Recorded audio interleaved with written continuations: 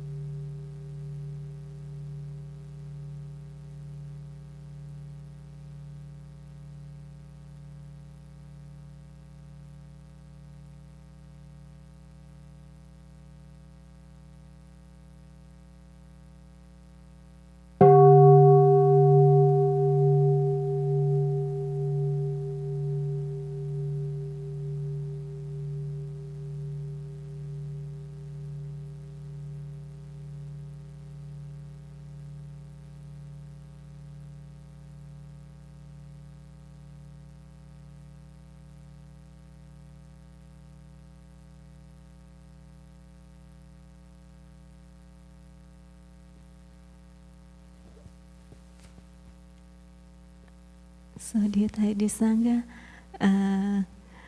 today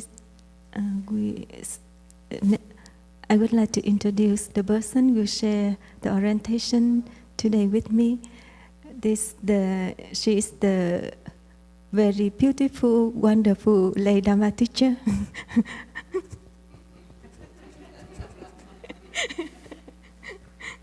Her name is An Huong, and I think most of you know her.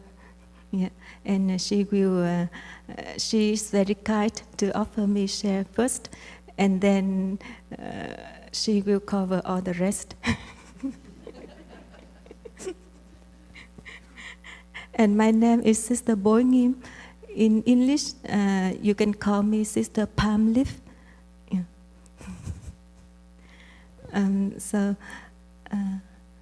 Dear friends, again, welcome to Blue Cliff Monastery. We are very happy that you are all here in the OI retreat, this very special retreat. And on behalf of brothers and sisters of Blue Cliff Monastery, thank you very much for being an OI member. And we are very happy that you take an inspiration to become a member of Plum Village tradition. We know that you can choose another tradition, you can choose another path, another spiritual practice, but you have chosen to be an OI member. So thank you very much for that, and this is very wonderful. And we know that the OI member is the core of the lay Sangha, and they can support and they will support the practice, and they are the continuation of our teacher and of our tradition. And the theme of the retreat is beautiful practice, beautiful continuation, and I really like the theme. You know, as a monastic, or as the OI member, or as an OI aspirant, we all of us, we all have a deep wish to continue our teacher beautifully. And I think our teacher is in Vietnam, in Root Temple now, and if he know that we have the retreat here, our retreat here, and with like, including the monastery, it's almost 202. I think he will be very happy. So thank you for making an effort to come here, enjoy the retreat with us here in Blue Cliff Monastery. And I think as an OI member or an OI aspirant, and we have the lay Dharma teacher here too. And I think most of you know very well the Plum Village practice. And most of you often hear that, Thầy often say that when you breathe in, you know you are breathing in. When you breathe out, you know you are breathing out. You are my continuation. This is very simple. And when you walk, you know that you are walking without talking. It means when you walk, you don't talk. And when you talk, you don't walk. You are my continuation. And if you know how to eat mindfully, if you know how to listen with love and compassion in the present moment, you are my continuation. You see, Thầy don't ask us to do very complicated things, very difficult things. He only asks us to practice very simple things. And our teacher he is very patient with his disciple. Every retreat, every talk, he gently reminds us how to eat, how to sit, how to walk, how to smile, how to listen to each other in order to generate joy and happiness in our daily life. Those methods of practice is very simple, and every one of us can apply it in our daily life. But maybe we remember sometime, and sometimes we forget. And Thầy, very patient, he just keep reminding us, breathe, my dear, smile, my dear. He is very patient. And hopefully when we come here, I hope that we can be patient with ourselves to come back with very basic practice.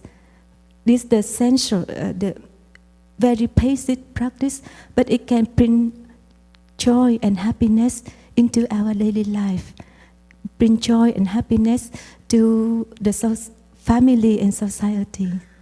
So please take this opportunity to follow the schedule, attend all the activity as much as you can, so you don't waste for your time. You have to value the time that you are here. You know, I think you have to arrange your time and take the vacation or arrange many things in order to come here for a few days. So please use the time while you are here as much as you can, so you can enjoy the practice. And the energy of the OI retreat is very powerful. I can feel that since yesterday until now. When I come to the dining hall, I can feel that. And this morning, while I was eating outside, and I can feel the energy of mindfulness. Everybody walk very gently, mindfully, very beautiful, and they eat very, very beautifully. So thank you for doing that. And if our teacher know that, or someone can report that for our teacher, he will be very happy.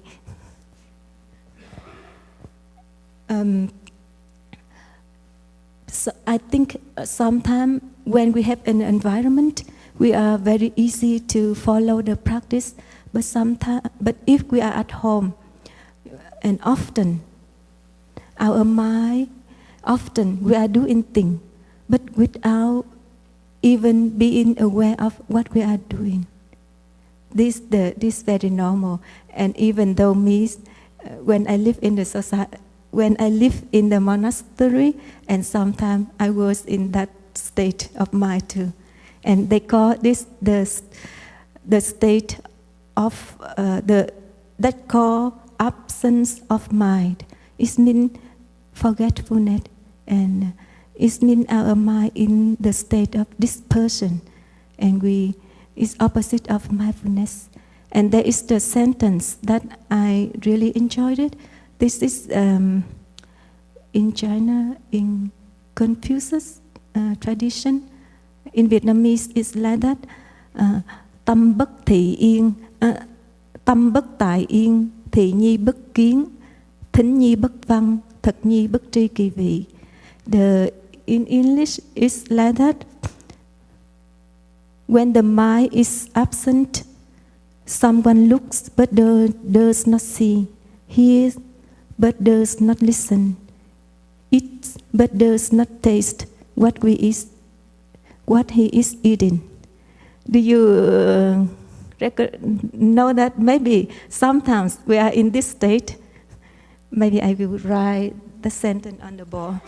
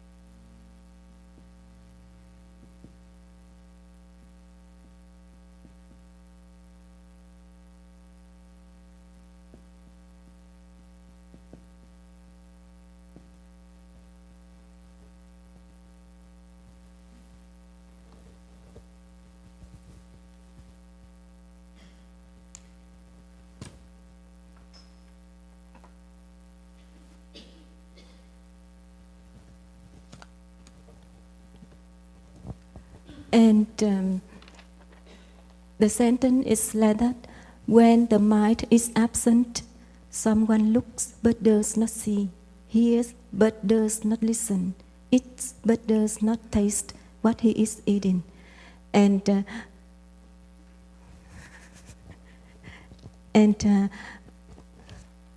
I think for me,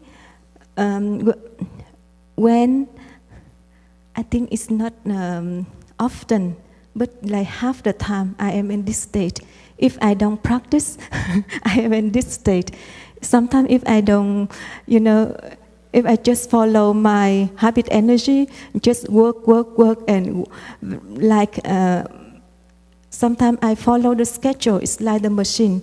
I just come to sitting meditation and then go to the walking meditation, go to the eating meditation, without knowing that I am doing that sitting meditation or walking meditation or eating meditation, because it's become, I think it's become the part of the monastic life, of my life, and I just follow that, even with only the outer form, without any the substance.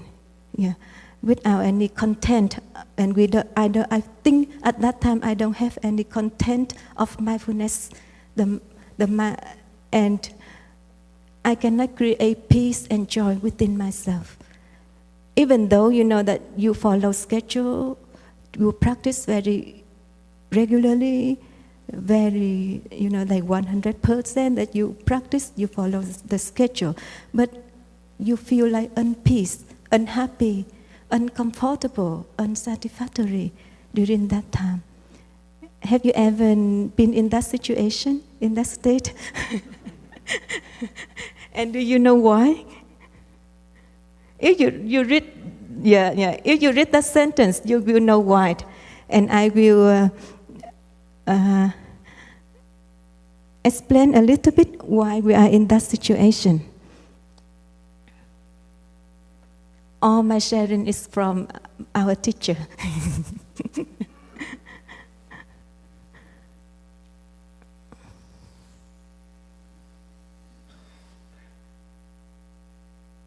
This represents our body and our mind. And this is our body. This is our mind.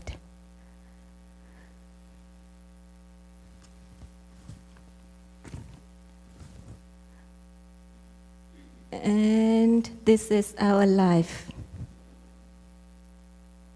Is it future?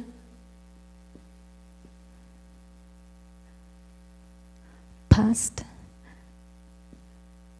And we are in the present moment here.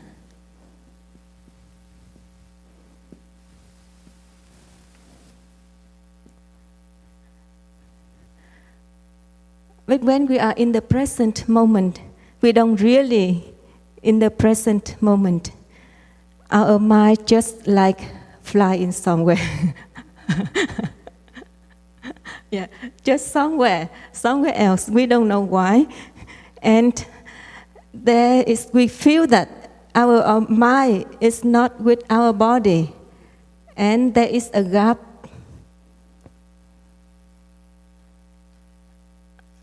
between our body and our mind. Whenever you feel unpeace,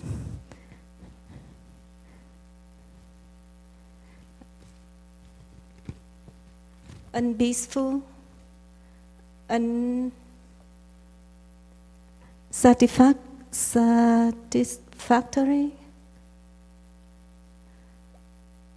unease in the present moment, it means your mind is not with your body, and you feel you want to go somewhere, you want to do something, you want, I don't know what do you want, but but this the state of our mind. Maybe you are caught in the sorrow or regret about the past. Maybe you think that, 5 years ago or 10 years ago, if I met my teacher and now my practice maybe improve a lot. Yeah, maybe you sit in here and you regret about that. Or your mind is like caught in the future, like, maybe you made a plans that you want to build the Sangha, and you think that, I don't know, after 5 years, how many people will join our Sangha, and then our Sangha will improve or not, and you just carry away by that thought in the future, making plan or projects.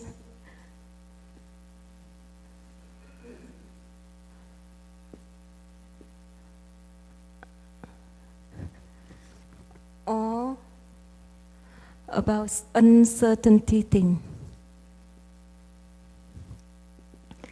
And maybe in the present moment here, and you are carried by your emotion, and you cannot be in the present moment. This is normal. That is why we come here to practice.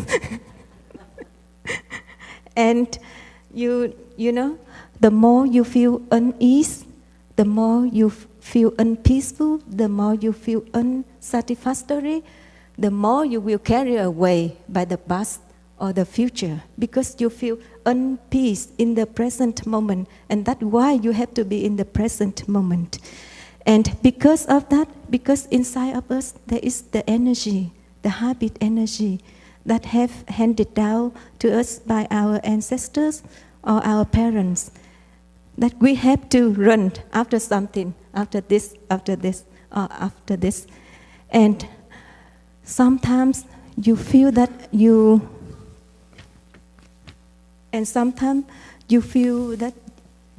there is pressure on us. You feel pressure, and sometimes you feel a sense of suffocation, that you cannot breathe, or you have a lot of stress there in your shoulder or in your back or in your neck. This is the result of this. You feel pressure.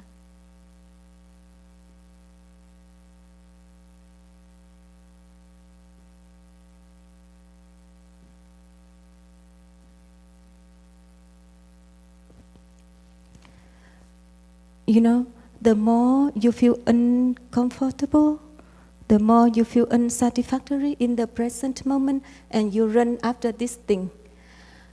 And the more you create the gap between our body and our mind. And then you will feel more pressure.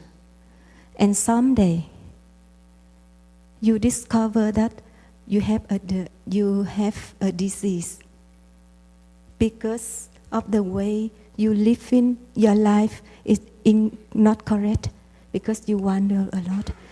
You know that Thai often say that our mind and our body is not separate entity. Our mind will affect our body, and our body will affect our mind. If we our mind always busy thinking of this, thinking of that, making this project, making the plan, and if your mind always tense and have difficulty in your mind, and it will affect your body day by day, and one day you will discover that you have a disease. Some disease is come from the mind. Yeah. So please take the time to contemplate on this. And if you know, you already know that, and you will know how to reorganize our life. You just need to reorganize your life. You just need to reorganize your life, rearrange your life, and you just need to a little bit determination, and you can apply all the teaching Thai have given us into our life in order to creating the joy and happiness and less stress in our body and in our mind. And when we are in this situation, what will we do? What will we do in order to bring our mind back to our body? Yes, breathe. You know already. You know, whenever I have to prepare the talk or do something that like over my capacity, and I feel stressed too.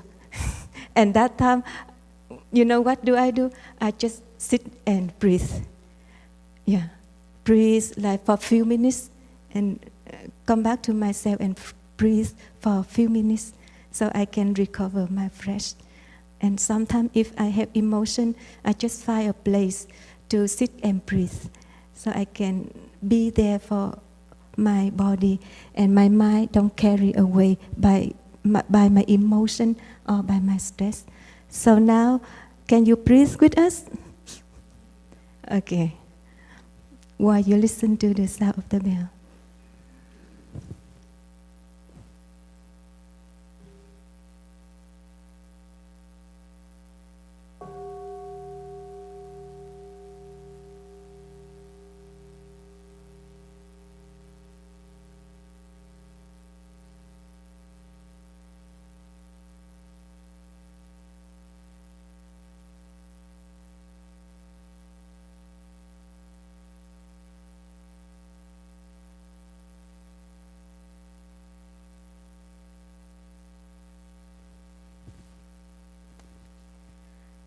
So you check in that your mind is already here with your body while you are listening to my sharing. Okay, this is mindful breathing.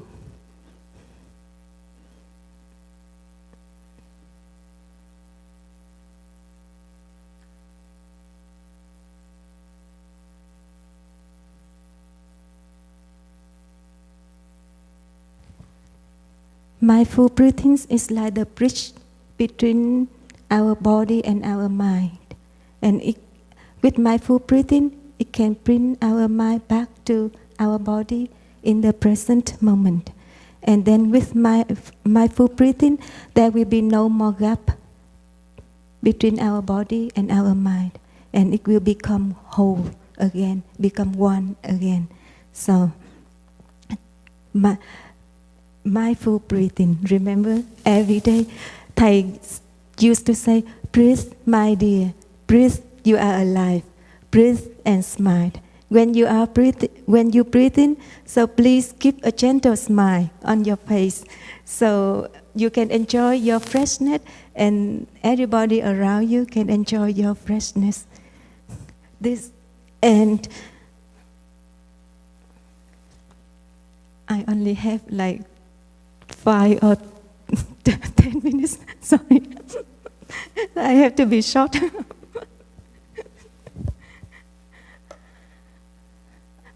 Okay, and you know,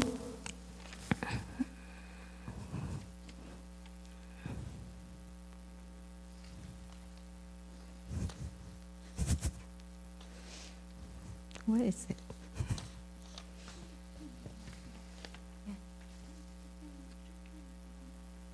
Okay.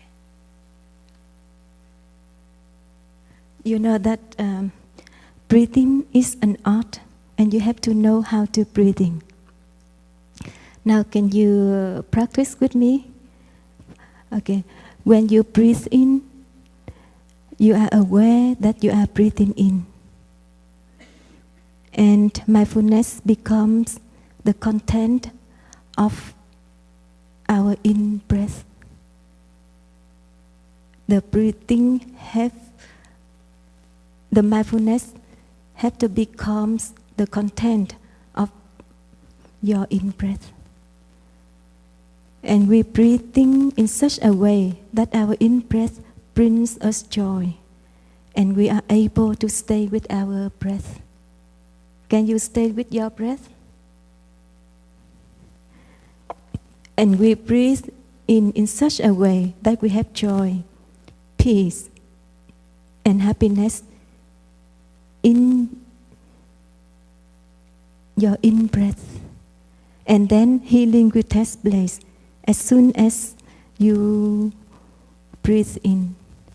Because when you feel peaceful, joyful, happy, as you breathe, we shall be able to stop running.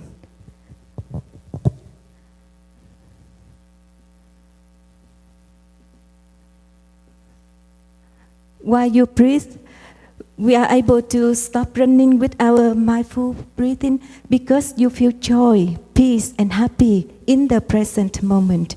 And at that time, the healing will take place as soon as you breathe. If you don't feel peace, joy, and happy when you breathe, and you cannot stop the running. And the pin you are aware is stop, rest, and heal. If you cannot stop, you cannot rest, and you cannot heal. And the main thing that in the present moment you have to have peace, joy, and happy. This is the practice of mindful breathing can heal us in the present moment. And we don't just breathe, practice outer. We have to have the content of practice.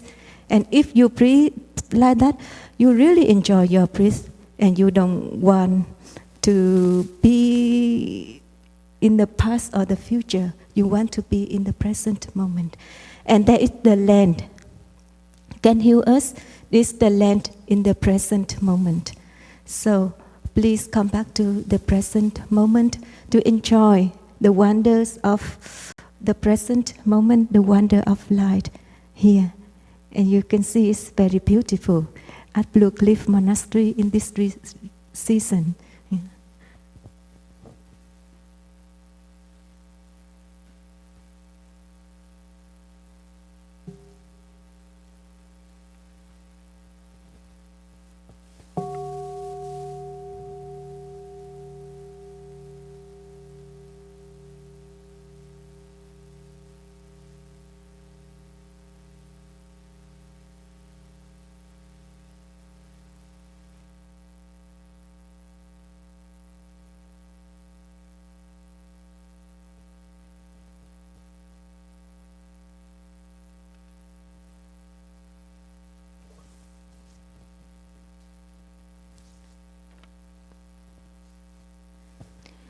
And you can know that stopping is one aspect of meditation. If you can, another aspect is looking deeply. If you cannot stop, you cannot practice looking deeply. So in the next Dharma talk, our brother and sister will share deeply about that. And I would like to share with you very briefly about eating meditation and sitting meditation, maybe in 5 minutes. So I will pass it on for Sister An Hương. And because I already know, I already see that all of you know how to practice sitting meditation and eating meditation. So I just remind very short, very few things, brief things, that tomorrow morning and this evening we will have sitting meditation in this hall. And whenever you come to this hall, please feel this hall is a hall of stillness and calmness. And when you come in this meditation hall for Dharma talk or for sitting meditation or for any activity, please be kind to fill up the first row first. And then when the first row is filled up, and then the second row and the third row. So by doing this, you support the other practitioner. If they come late, they don't need to walk very far or cross you and disturb you to find the place to sit. So please keep in mind and support that practice. And as soon as you sit down, and there is one thing that if I think you maybe come a bit early, at least 5 minutes before the session begins. If you come late, so don't worry, but please don't enter the meditation hall. If you enter the meditation hall while the session already start, you will disturb the energy of the Sangha. If you are late, you can practice walking meditation outside. And I suggest that you should come here a little bit early so you can choose the cushion that suits you, so you can sit for a long time. And like some of you may need one cushion, another may need 2 cushions. There is many sizes of the cushion here, so please come and choose the size of cushion you want to sit on. And the main thing, the key thing, that you feel comfortable and stable as you're sitting and feel peace in your body and peace in your mind. And please sit with our teacher back. Yeah. Whenever they sit down, he sits very straight, relaxed, and very happy. Use our teacher back to sit while you are in this hall, or while you eat in the dining hall, or whenever you sit down. Keep your back straight, relax your shoulder, come back to your breathing. And as soon as you sit down, come back to your breathing. Don't need to think of anything else. Stop all the thinking, stop all the worry. Maybe this may be difficult at first, but if you used to practice, if you train yourself, and you can do it. Doing nothing, sit still and enjoy the present moment. Enjoy your breath. This is what we will do sitting meditation. You can sit in the lotus position or in the half lotus position with your two knees touching the floor, or you can sit in a position that you feel comfortable. Yeah, everybody have to find your way of sitting so you can sit in peace, happily, comfortably, and enjoyable. And why we will have 3 meals a day: breakfast, lunch, and dinner. For breakfast and dinner, you serve yourself in silence, and while you are serving the food, you can meditate while you are serving the food. Yeah, you already know about that. I just reminded. And you come to the dining hall or the West Wing. You can sit everywhere you like, but I encourage you to sit next to our practitioner, our lay friend, so we can support each other while you are eating. And for me, the most important thing that we share the table and we look at each other and we smile.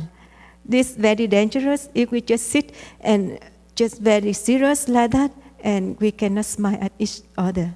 So sometimes offer a gentle smile to our friends. Yeah. Don't be serious. Practice very gentle, very joyful. Yeah. And you sit there for breakfast and dinner. You don't need to wait for everybody. You just come, serve yourself, and eat in silence for breakfast. Because the practice of noble silence will be until at the end of lunch after you wash your dishes. So the whole breakfast will be in silence. The whole lunch will be in silence. And for dinner, you will eat in silence for 20 minutes. After that, 2 sounds of the bell will be invited, and it indicates that you can stand up, have the conversation, or go to get second, or do washing up. For breakfast, you serve yourself, you eat, and you enjoy your breakfast, and then for 20 minutes, and there will be 2 sounds of the bell will be invited, and at that time you can stand up, you wash your dishes, or take a second, or there will be some announcement. I don't know. But for lunch, this a little bit different, a little bit special. You serve yourself, you come to the dining hall, and you sit there. Come back to your breathing and waiting. Or you can take that time to contemplate on your food, where it's come from, or you can express your love and gratitude to the food, that who is cooking that food for you today, or something like that. We can share more about that in Dharma sharing.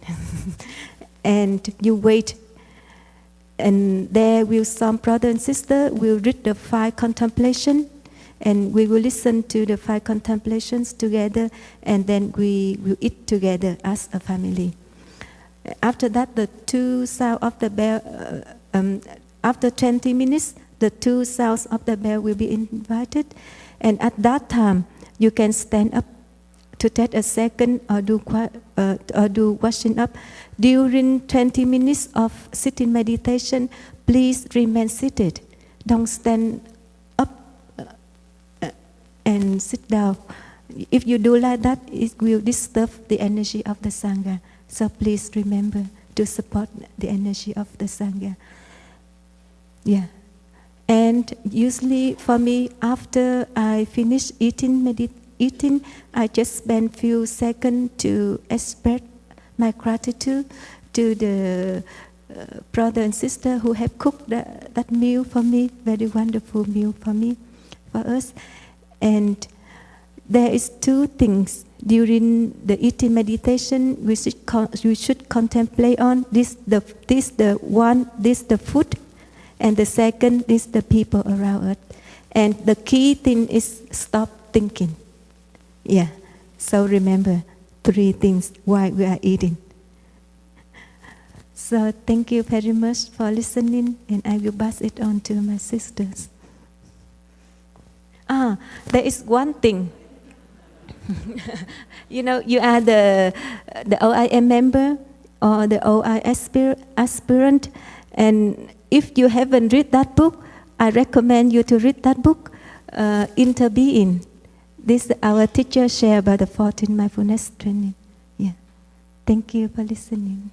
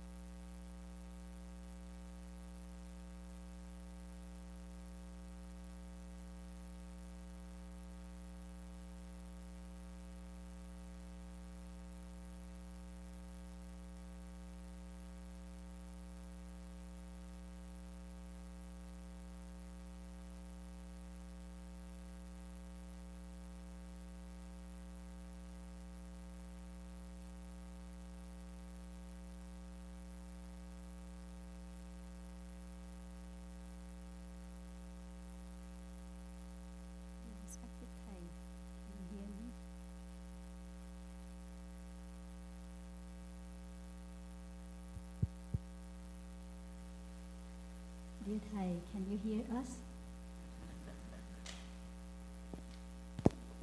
Dear beloved brothers and sisters, I try to speak loud, and I think as I continue to talk, my voice will become stronger. Search.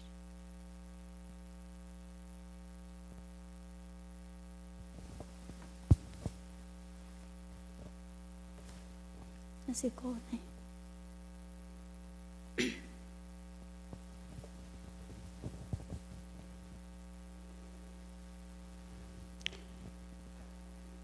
So one of my beloved, two asked me to record the talk for him because he's now in France. He's having a reunion of his friends from college since 1972. I was a bit nervous because I never used this little recorder, but I think it's working.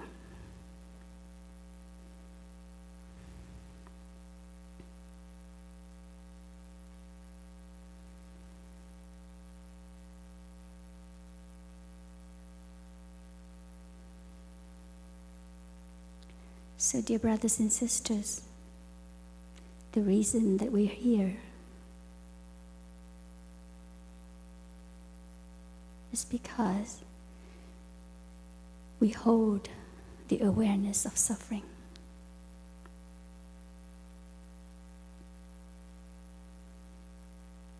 And we have a very deep desire to be free.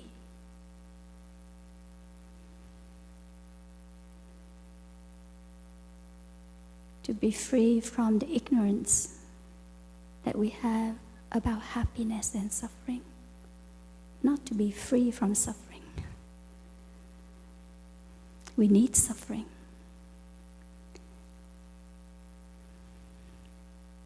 In one of our retreats, there was a Japanese friend coming from Japan. And on the first night of the retreat, we asked the whole Sangha, where is suffering? And even though this friend of ours, she did not speak English very well, she pointed to herself. This is where suffering is. And I am sorry if I begin my sharing with the word awareness of suffering. We have enough of that, and we don't want to suffer more and hear more about it. But our practice is meant to help us to embrace our suffering. And in order for us to be able to embrace our suffering, something has to happen before that. And that is, we must be able to release the notion, the view that we have about happiness and suffering as two separate things. And we all are very familiar with the image of the lotus and the mud. Yes? Who does not know about that image? And our dear teacher Thầy said, without the lotus, without the mud, there would be no lotuses.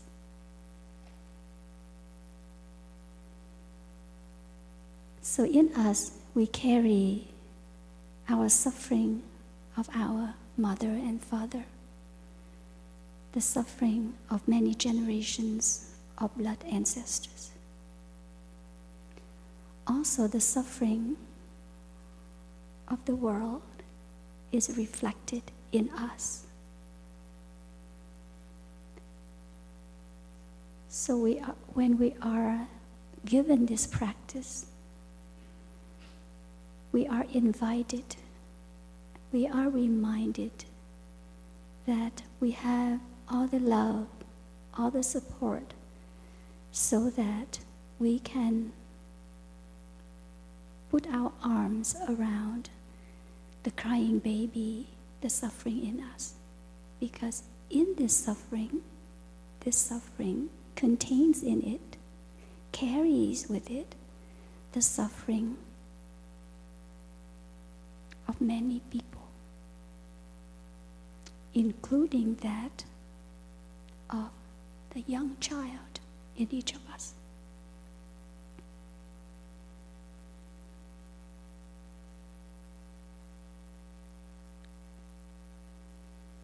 When we hear the sound of the bell, we are taught by our dear teacher to come back to our breath, to be mindful of our breath, as our dear sister Boyim reminded us just now. When we hear the sound of the bell, we are reminded to come back to our breath. Because a mindful breath can do magic. A mindful breath is a magical breath. And we're all perform magic. We're all magicians. So when we breathe in and we know that we breathe in, that mindful breath has the power of bringing our monkey mind back to our body, sitting, standing, lying, being alive in the here and now. And now when we hear the bell, we come back to our breath. And we've been doing that for so many years. And we may have been practicing like this, in, out. Or I have arrived, I'm home. Or just to feel the breath. But now I would like to offer a few suggestions, ideas for this practice. Thầy has said more than once, the sound of the bell is the voice of the Buddha. And more than once I said, the sound of the bell is the voice of our most beloved, calling us home, back to life in the here and now. And today, sitting with all my brothers and sisters under this roof, with Thầy is so alive in each of us, I would like to share with you my very recent practice. And that is, when I hear the bell, I hear the voice of a loved one calling, "Dear one, I suffer. Please help."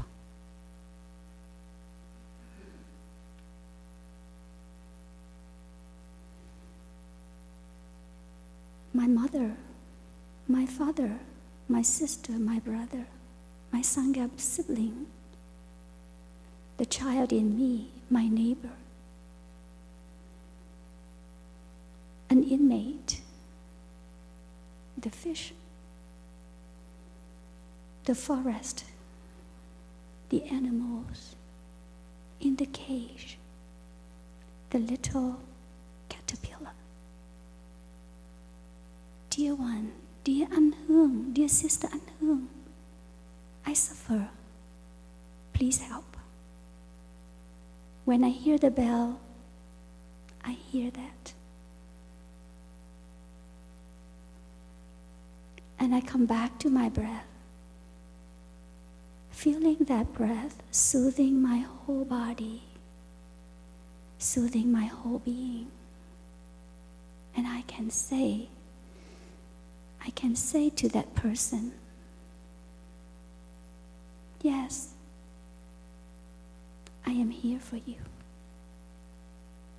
And that experience of calm and peace that is right there the moment I am coming back to my in-breath and out-breath is so very true. I am able to feel this breath calming me, nourishing me, healing me, because the fire in me was being ignited the moment I heard a cry for help. Dear sister, dear daughter, dear friend, dear mom, dear beloved, I am suffering. Please help. And when I can breathe in and breathe out like that,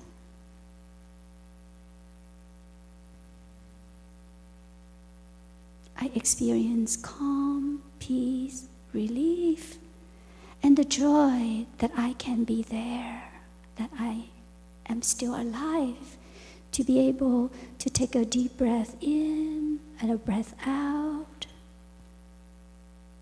in that way. So, dear brothers and sisters, our time together is very short. I would like to offer you that practice, and you may like to try and see what happens. Like anything, the practice of mindful breathing can become so old. The joy of breathing in and out can become stale. And the present moment can be stale, that we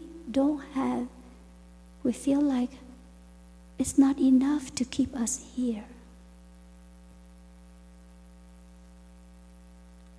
I have arrived, I'm home. Yes, it's home, but it's so still. As much as I want to go home, there's something in me that keeps pushing me out of this place here and now.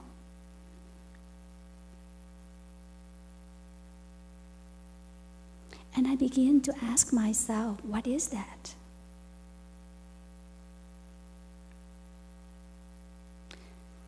And this question continued to come back to me over the years of practice. At one point, the hurt, the fear, and the pain of the little girl in me was too deep, too intense, that it became unbearable for me to be there.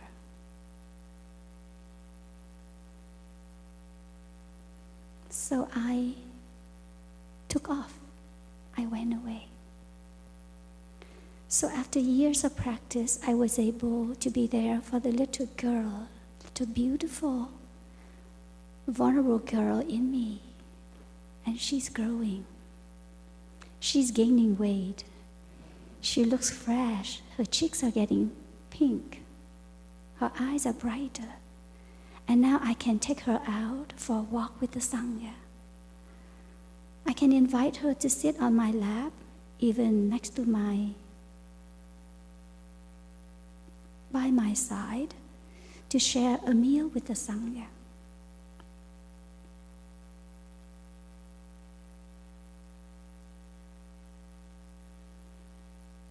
And when I can do that, for the little Huong inside of me, I started inviting my father as a little boy to be with the little Huong, to be with the Sangha.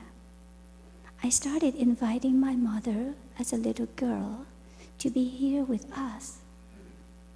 And I invited Thai as a very beautiful little boy who was so innocent, so beautiful to be here with us, with me, anytime.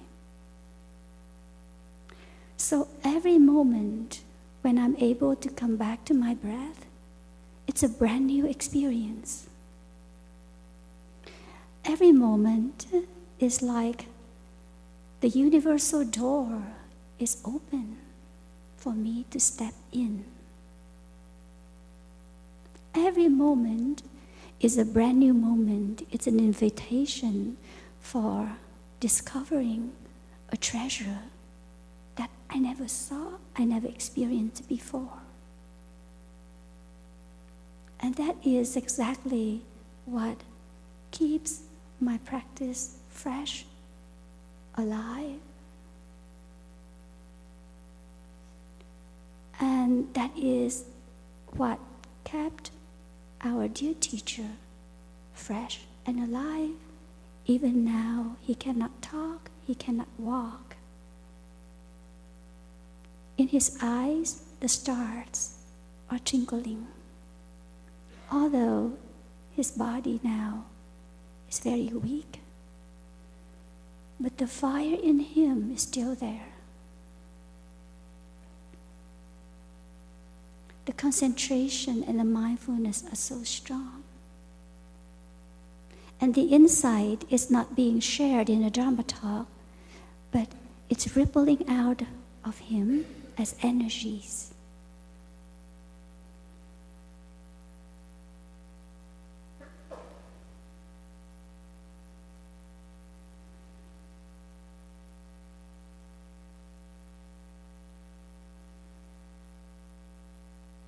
Beautiful practice.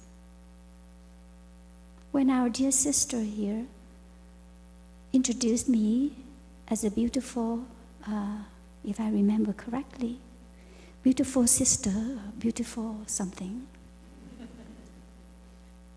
Many, many years ago, when someone said that to me, I would say, no, no, no. Like I was not worthy to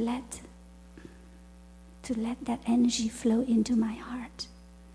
But then I realized it's not about me. So each time I hear something like that, my practice is to say, that's Thais, that's moms, that's dads,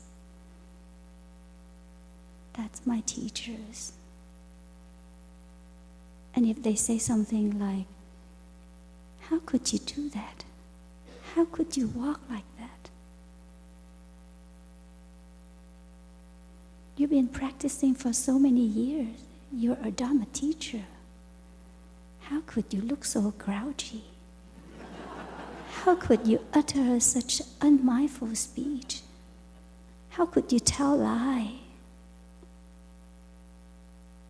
And then I bow my head. Dear ancestors, dear Thai, it's ours, it's not mine. It's an important practice for me because who among us does not like to hear compliments? And especially those compliments have everything to do with the happiness of the Sangha. Who among us does not suffer or feel sad when we receive something negative about us? But my practice is to remember this is not my unskillful act. It's Thai's also. It's my parents also. And I need love, I need support. And that is the moment for me to really open my whole being and surrender myself to the earth and to the stream of life, and not to suffer because of that one comment.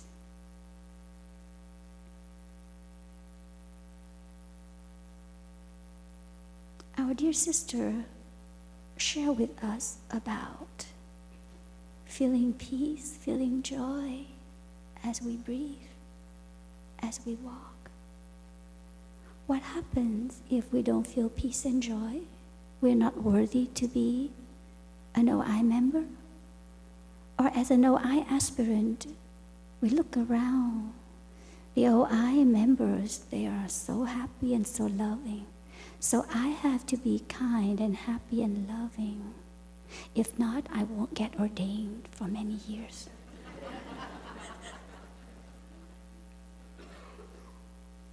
I'm saying these words, but I can feel the ice in my heart begins to melt. I feel like crying.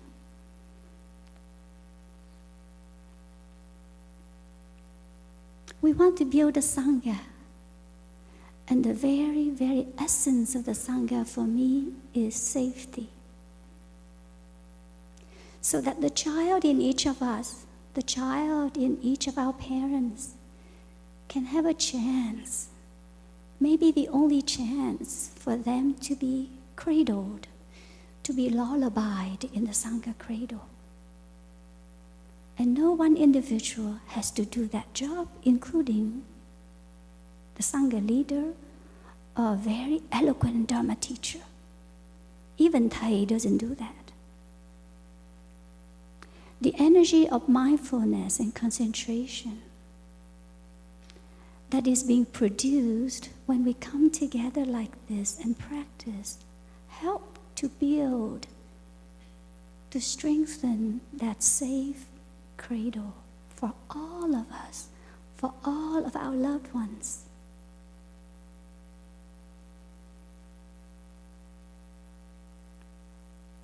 Safety.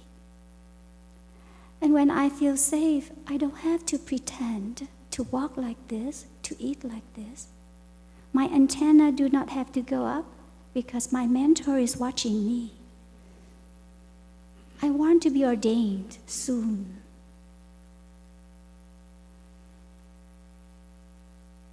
For me, the brown jacket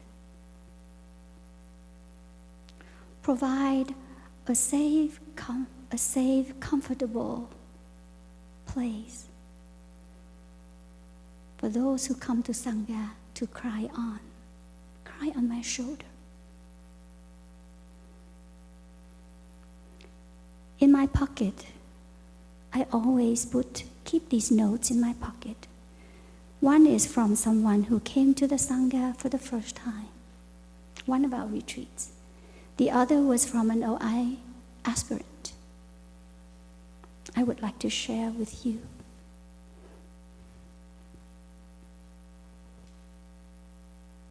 We want to build that fire in us to keep us warm, safe, and comfortable.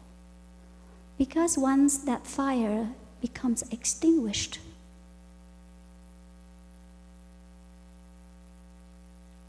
we lose our path. We're confused, we're lost. So one of the notes, I wonder how it feels to cry. I think it would feel wonderful. I could let go. I have heard that it takes a strong man to cry. I suppose I am not strong. I sometimes envy people when they cry. I want to cry.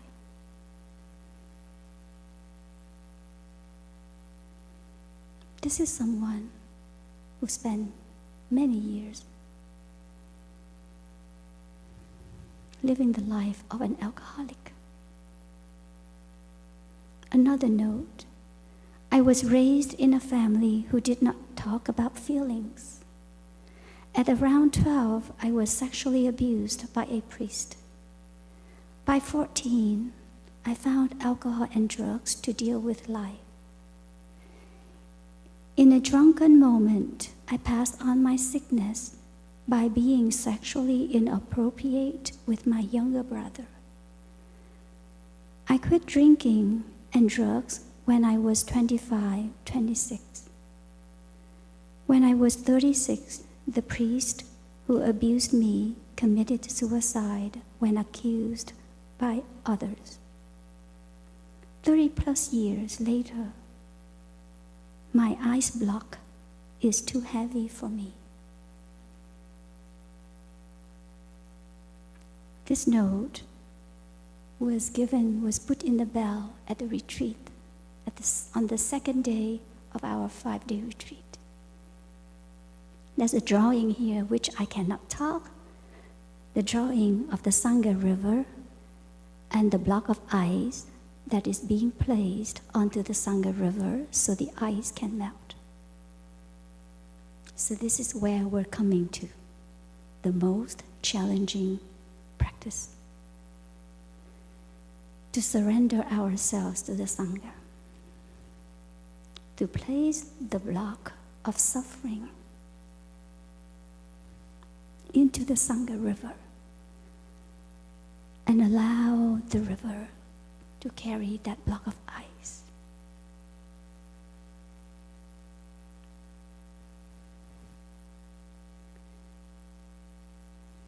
Let's enjoy our breathing together with this image.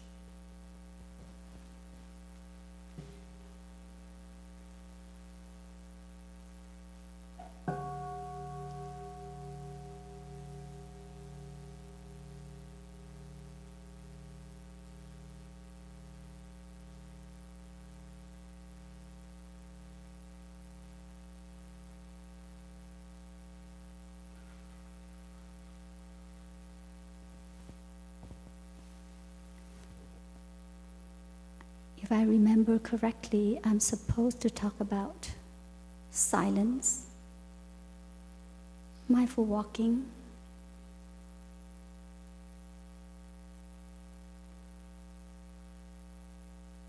and listening to the bell.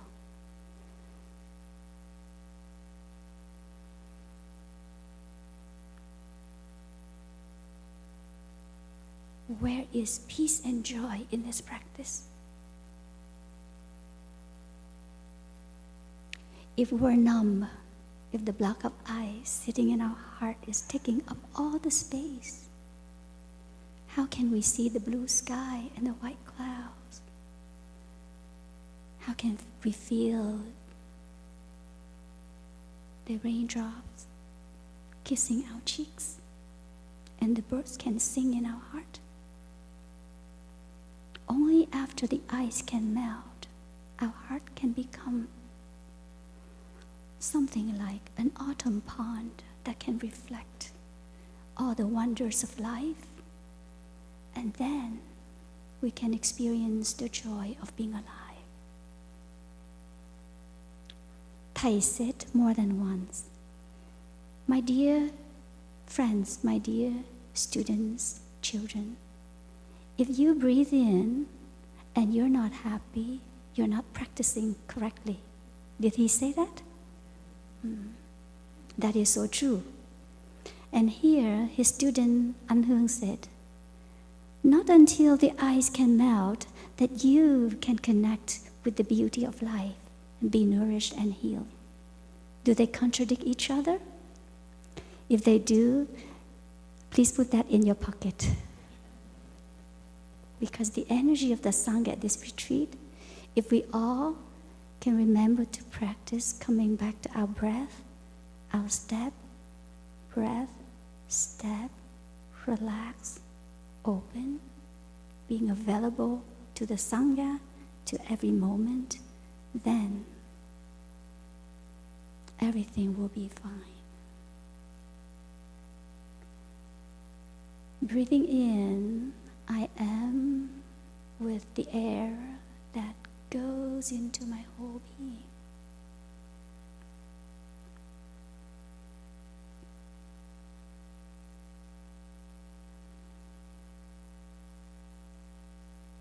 There is mindfulness. There is concentration. And the insight in that moment is the experience of joy, peace, and openness. We breathe mindfully, but the door of our heart is still closed. It is not mindful breathing. If we breathe mindfully, and if our awareness is with our breath, the door of our heart is open. What is it that prevents us from experiencing the joy of being alive? It's the discrimination that is there in our mind. That discrimination that I am not you, I am not the child in me, I am not my parent. My suffering has nothing to do with my dad's suffering, has nothing to do with the Sangha's sibling suffering. It has nothing to do with the world's suffering. That discrimination fuels the non-stop thinking. And it makes it very hard for us to really rest on our in-breath and out-breath and experience the joy of being alive. When we come back to our breath, we release the past, regrets about the past, we release worries about the future. Thầy said that. And when we put that into practice, we don't listen to that and put it there. We put what we hear from Thầy into practice. That's where the peace and the joy come. Peace, joy. So it's the chit-chatting. It is the energy of discrimination that is preventing us from experiencing the joy of being alive, the miracle of being alive.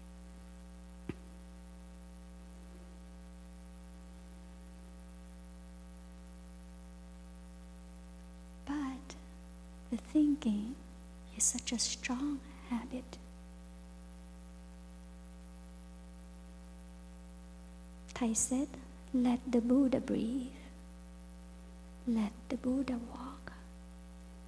I don't have to breathe. I don't have to walk.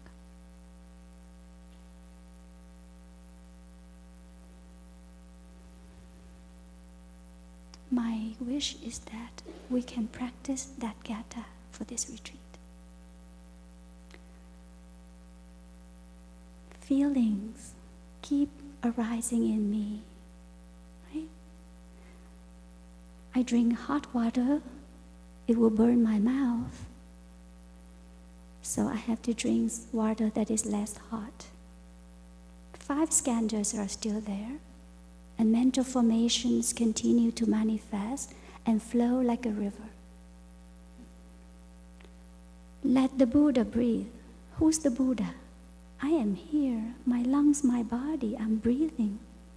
What you're talking about, let the Buddha breathe. When I'm able to feel peaceful and happy with mindful breathing, mindful walking, I know that is the Buddha. I let the Buddha in me breathe. That peace and joy that is the fruit of mindful breathing, walking, is the Buddha. Let the Buddha breathe. Let the Buddha walk. I don't have to breathe. I don't have to walk.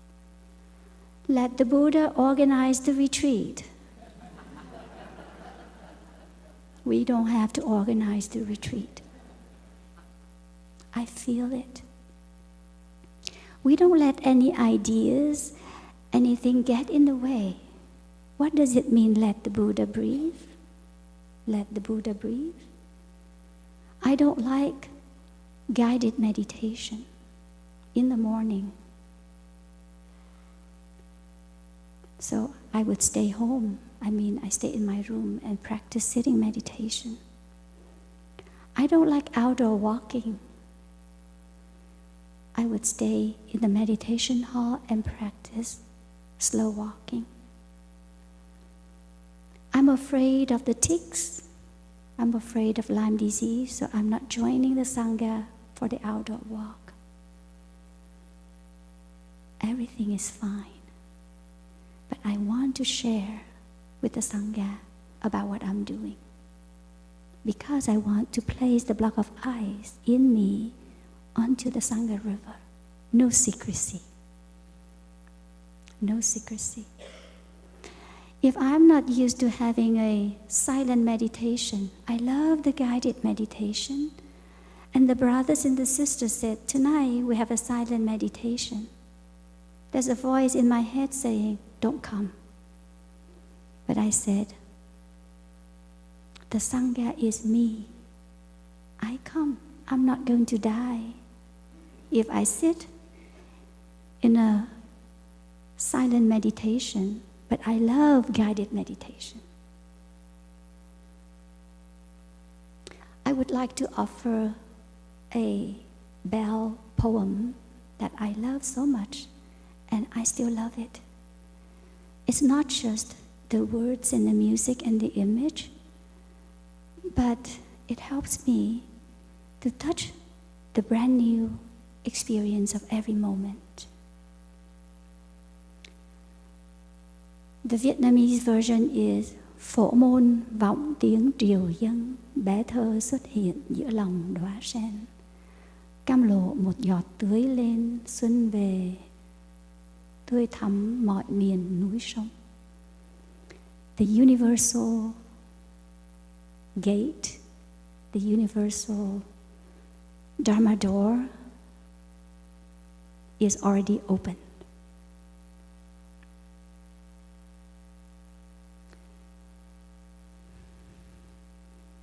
The voice, the sound of the rising tide is clearly heard. The miracle happens. A child appears, a beautiful child appears in the heart of a lotus flower. One drop of the compassionate water is bringing back the refreshing spring to mountains and rivers.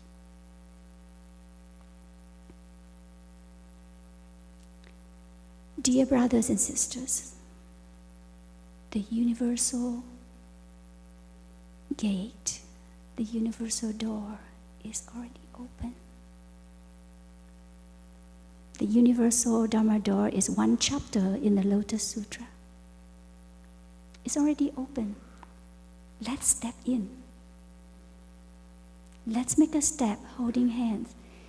If I think I can't do this, I hold Brother Phap Kong's hand.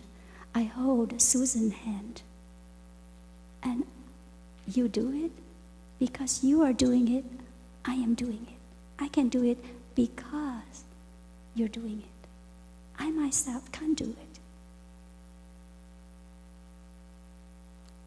The miracle happens. For many years, I finally saw with the eye of this heart that child, that beautiful child, is the little girl in me. It's the newborn in me. Not until I'm able to come home to this body, to be present with the tensions and everything, all the feelings that are happening, that are being held in this body for so many years, even for so many lifetimes, then I can begin to hear, to listen to be able to connect, to have a very intimate relationship with the child in me. That is the beautiful child that appears in the heart of a lotus flower. And the compassion that is born from that practice, that one drop of compassionate water, is enough to bring back the refreshing spring to the drought in my body, in my mind, in my heart, to the drought that is there in our country and in the world. As our dear teacher Thầy said, the way out is in. Thank you very much, brothers and sisters, for giving me a chance to share.